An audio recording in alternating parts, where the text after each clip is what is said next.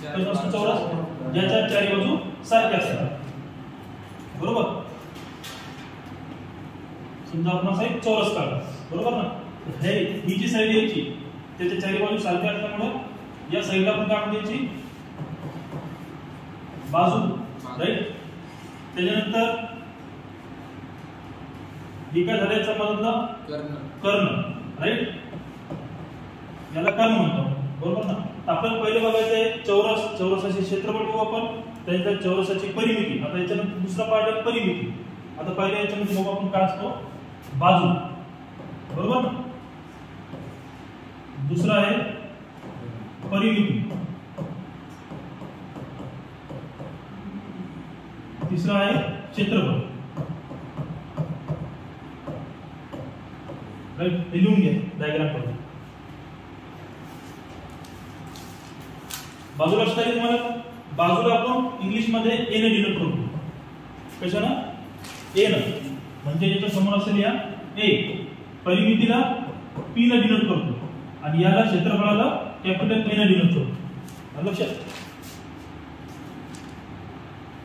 बाजूला इंग्लिश मध्ये आपण म्हणतो साइड, परिमितीला म्हणतो, ही जी परिमिती आहे ना याला आपण म्हणतो पेरिमीटर.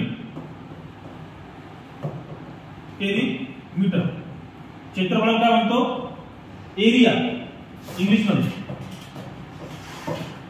आलं एक लक्षात. हे लिहून घ्या. याच्यानंतर आपण याचे प्रॉब्लेम बघू. चौरस म्हणजे तुम्हाला जर बाजू दिलेली असेल, ए ची साईड दिलेली असेल तर तुम्हाला त्याचे क्षेत्रफळ काढायचं असेल, हा त्याचा फॉर्म्युला काय, त्याची परिमिती काढायची असेल तर त्याचा फॉर्म्युला काय, हे आपण अगोदर लिहून घ्या. त्याच्यानंतर तुम्हाला आता इकडे लक्ष द्या.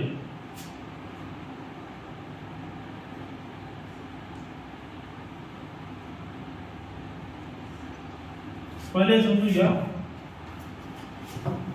क्षेत्रफळ म्हणजे काय असतं. बाजू समजली तुम्हाला, ही बाजू समजली. त्याच्यानंतर क्षेत्रफळ काय असतं. समजा हा चौरस आहे का नाही. चौरसातला जो पूर्ण भाग आहे आपला, म्हणजे त्याचा पृष्ठभाग आहे, त्याला आपण क्षेत्रफळ म्हणतो. बरोबर. क्षेत्रफळ काय आहे फॉर्म्युला आहे क्षेत्रफळाचा? बाजूचा वर्ग. कारण याची ही बाजू आहे दोन, ही ए आणि ही ए, म्हणजे ए चा वर्ग. ए म्हणजे काय बाजू, बाजूचा वर्ग. हा काय झाला चौरसाचे क्षेत्रफळ. लक्षात घ्या. पहिले टर्म काय घेऊ आपण चौरस, त्याच्यानंतर आयत घेऊ. चौरसाचे क्षेत्रफळ काय झालं बाजूचा वर्ग. तसेच दुसरं काय आहे परिमिती, राईट. परिमिती म्हणजे काय, जी डायग्राम आहे समजा तो चौरस आहे, त्या चौरसाचे जे चारी बाजू आहे, चारी बाजूंची बेरीज. काय लक्षात आलं? चारी बाजूंची बेरीज म्हणजे काय होईल सांगा फॉर्म्युला. 4 into बाजू, हा 4 गुणिले 4a. लक्षात. परिमितीचे क्षेत्रफळ 4a.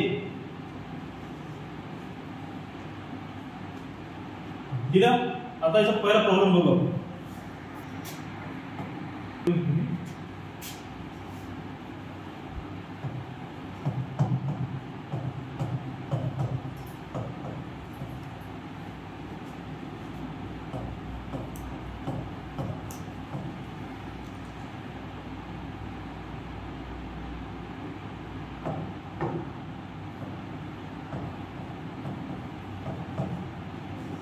प्रॉब्लेम घ्या तुम्ही सोबतच.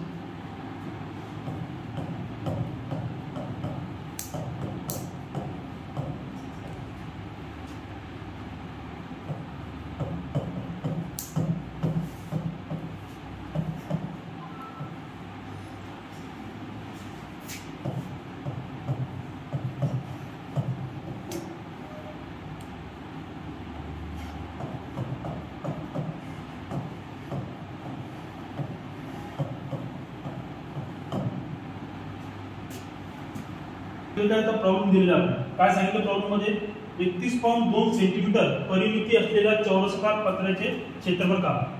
तुम्हाला डायग्राम मध्ये दिलेली आहे चौरस, बरोबर. पहिले चौरस दिलेला आहे, हा आहे तुमचा चौरसाकार पत्र झाला.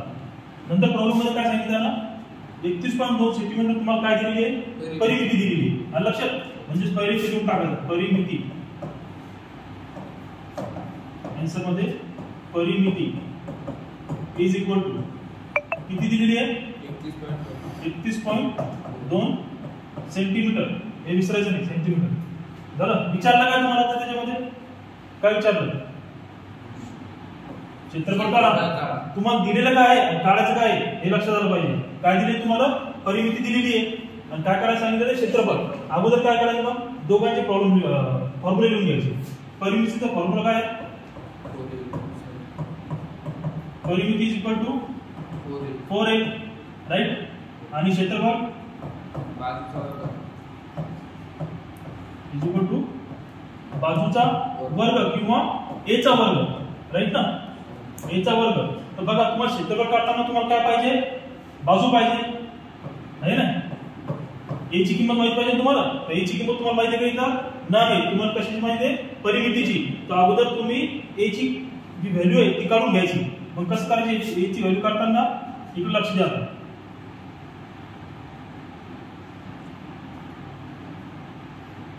दिलेले आता परिमिती किती तुम्हाला 31.2 दिलेली आहे राईट ना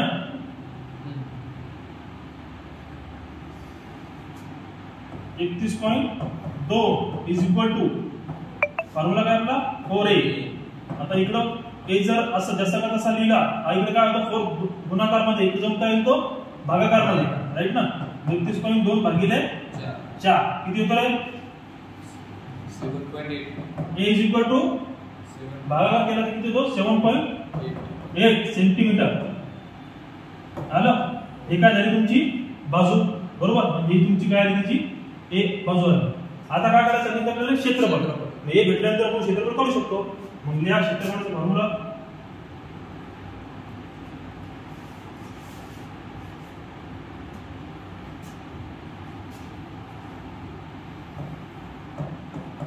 क्षेत्रफळ इज इक्वल टू सांगा फॉर्म्युला बाजूचा वर्ग किंवा डायरेक्ट a चा वर्ग सांगायचा a चा वर्ग हे किती दिलेला आहे तुम्हाला दिलेला म्हणजे आपण काढलेला आहे किती झाला 7.8 सेंटीमीटरचा वर्ग किती होतो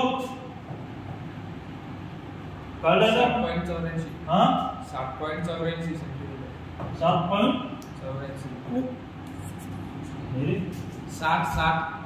सेंटीमीटर 60 राईट